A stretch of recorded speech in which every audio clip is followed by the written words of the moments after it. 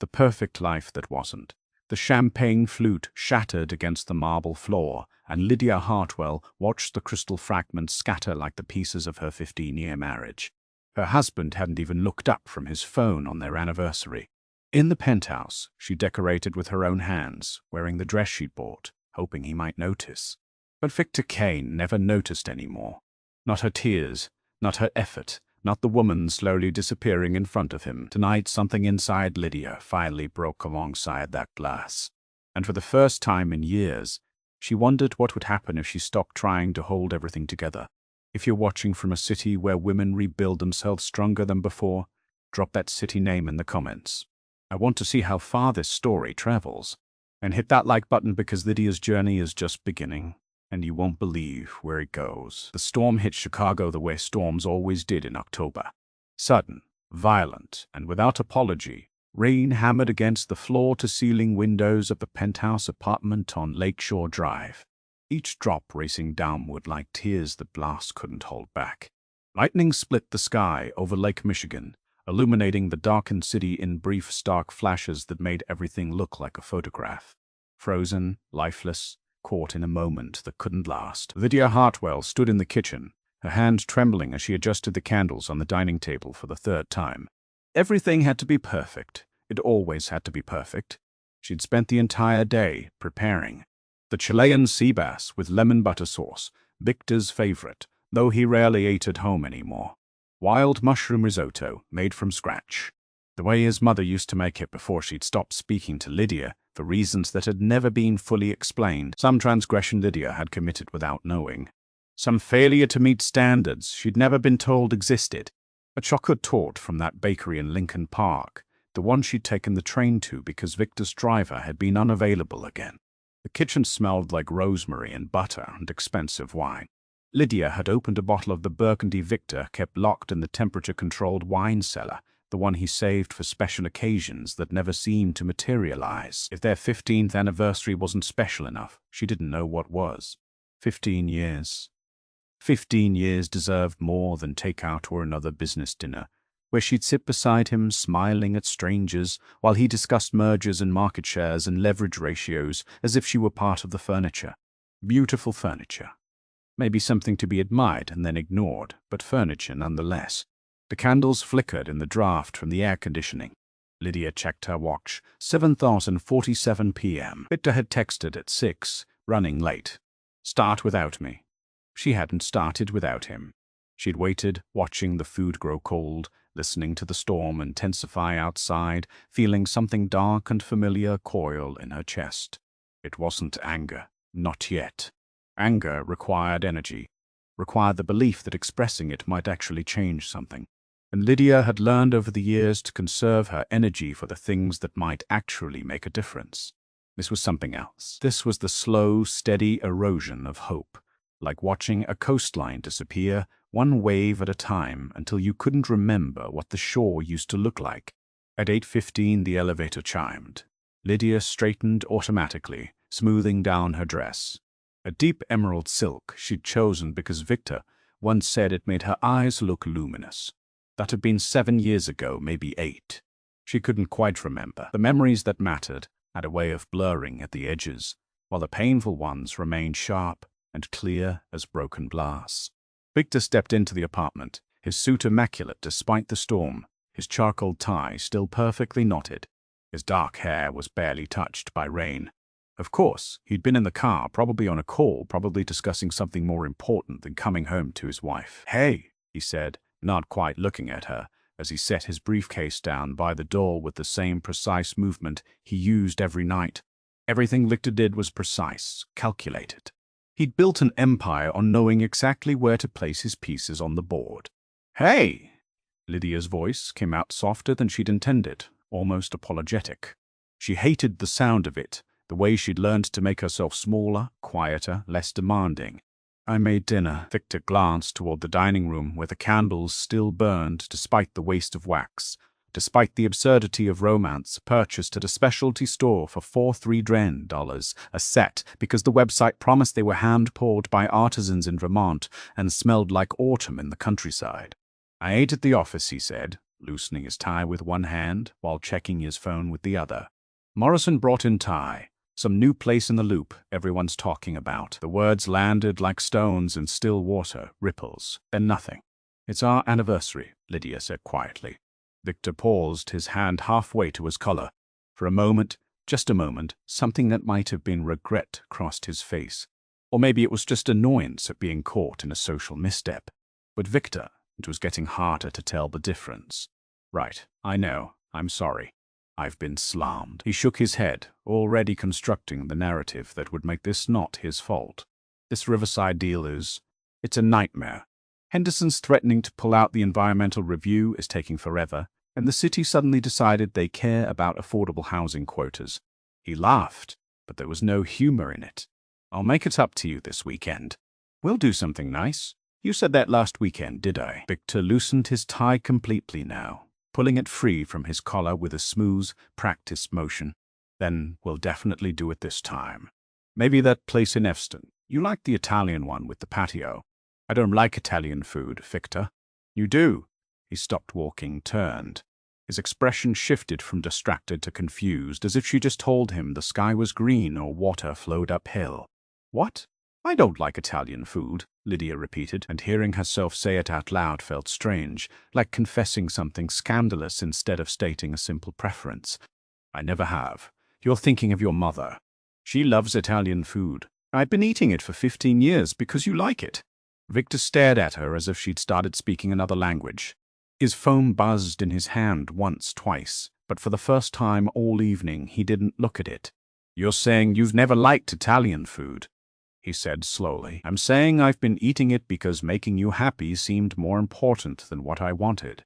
The silence stretched between them like a gulf. Outside, thunder rolled across the lake, low and threatening, the sound traveling through the windows and into Lydia's chest, where it settled like a weight. Victor's jaw tightened, clear as throat, that small tell he had when he was trying to decide whether something was worth his time, worth the energy it would take to engage. Okay, he said finally, his voice carefully neutral. Then we'll go somewhere else. Pick a place. Send me the name. I honestly don't care. I honestly don't care. 4 words. That was all it took. Lydia felt something crack open inside her chest. Not the sharp, clean break of a bone snapping, but the slow, splintering collapse of wood that had been rotting from the inside for years, held together only by force of will and the fear of what would happen when it finally gave way. She reached for the counter to steady herself, and her hands knocked against one of the champagne flutes she'd set out ago. The expensive crystal ones they'd received as a wedding gift from Victor's Aunt Margaret, who died 3 years ago without ever knowing her nephew had stopped drinking champagne because it gave him headaches. The glass fell. The crystal hit the Italian marble floor. The marble Lydia had chosen from a quarry in Carrara, spending weeks reviewing samples until she found a perfect shade of white with just the faintest veins of gray. And it shattered with a sound like a small explosion. Pieces scattered everywhere, under the table, across the floor, glittering in the candlelight like tiny accusatory eyes. One fragment skittered all the way to Victor's feet, spinning twice before coming to rest against the toe of his $1,500 Oxford. Victor didn't move, didn't ask if she was okay, didn't bend down to help pick up the pieces or offer to get the broom or do any of the small instinctive things a person does when someone they love is surrounded by broken glass. He just looked at the mess, then at her with an expression that might have been annoyance or might have been nothing at all. The blankness was worse than anger. Anger would have at least been an emotion, a sign that he felt something, anything. I'll get it later, Lydia whispered. Yeah, okay. Victor turned back toward the bedroom, already dismissing the moment, already moving on to whatever was next on his mental checklist. I need to shower. I have a 7:00 a.m. call with the Singapore office. And then he was gone, disappearing down the hallway toward the master suite, toward the bathroom with the rainfall shower and the heated marble floors, and the towels Lydia had special ordered from some boutique in Paris, because Victor once mentioned in passing that he preferred Egyptian cotton with a specific thread count. Lydia stood in the kitchen surrounded by broken glass and cold food and candles that wouldn't quit burning no matter how much she wanted. Everything to just go dark. She didn't cry. She'd stopped crying years ago. Or maybe she'd just forgotten how. The way you forget how to speak a language you haven't used since childhood. Instead, she walked carefully around the shattered crystal to the dining room, her heels clicking against the marble with each step, and sat down in the chair she had never once used to eat alone. The storm raged outside, battering the windows, making the whole building sway just slightly. A movement you couldn't see, but could feel if you paid attention, if you were still enough. Inside, Lydia felt nothing but a terrible, clarifying silence. She woke the next morning to an empty bed. Victor's side hadn't been slept in, which meant he'd taken the guest room again.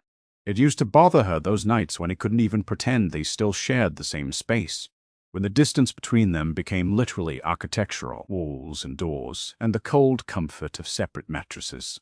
Now it was just routine, easier than negotiating the vast, uncomfortable territory of a king-sized bed built for intimacy they no longer knew how to perform. Lydia dragged herself to the bathroom and studied her reflection in the mirror. 38 years old. Still beautiful, people said, though the compliments always carried the weight of surprise. Still beautiful, as if youth were the only currency that mattered, as if she'd somehow cheated time by maintaining her cheekbones and the green eyes Victor had once written poetry about. Bad poetry, she discovered. She'd found the old letters last year while organizing his office for the cleaning service, tucked in a drawer beneath tax documents and mortgage statements. Your eyes are like emeralds in a sea of light. Your laugh is music that makes my soul dance. She'd laughed out loud when she read them, a sharp, bitter sound that had echoed in the empty room. When had Victor last made her laugh? When had he last looked at her long enough to notice the color of her eyes? She showered under water hot enough to hurt, then dressed in tailored black pants and a cream silk blouse. The uniform of invisible elegance. She'd perfected it over the years. How to look expensive and unobtrusive at the same time. How to blend seamlessly into the background of Victor's life without disappearing completely. Except she had disappeared. That was the whole problem. Downstairs, Victor was already gone. A note on the counter written in his efficient, angular handwriting. Meeting in New York, back Thursday. Thee not love Victor. Not even see you soon or take care or any of the small pleasantries people offered when they left the people they supposedly loved. Just an initial, like she was his assistant, and this was an office memo about a schedule change. Lydia crumpled the note and threw it in the trash, watching it land on top of the eggshells and coffee grounds. From breakfast she hadn't eaten. The penthouse felt enormous around her.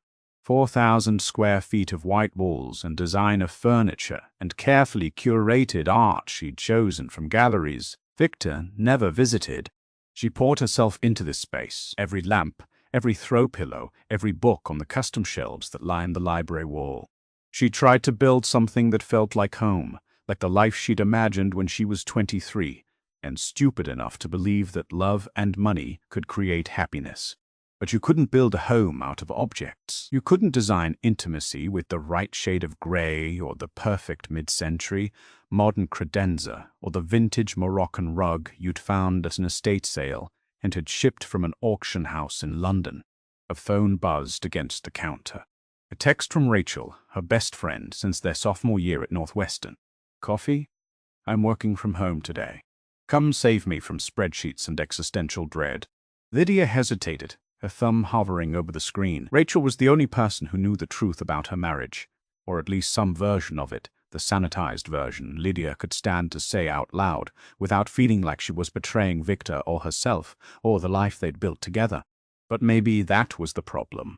Maybe she'd been sanitizing everything for so long, she'd forgotten what the real version looked like, what the truth tasted like when you said it, without filtering out all the parts that made you look weak or foolish, like you'd wasted 15 years on a man who'd forgotten how to see you. I'll be there in 30, she typed back. Rachel lived in Wicker Park in a 3-story brownstone she bought 8 years ago, before the neighborhood got too expensive for anyone with a soul and a normal salary. She answered the door in black leggings and an oversized Northwestern sweatshirt that had seen better days. Her curly auburn hair piled on top of her head in a knot that defied both gravity and logic. You look like hell, Rachel said immediately, stepping aside to let her in. Good morning to you too. I'm serious. You look like you haven't slept in a week. Rachel closed the door and followed Lydia.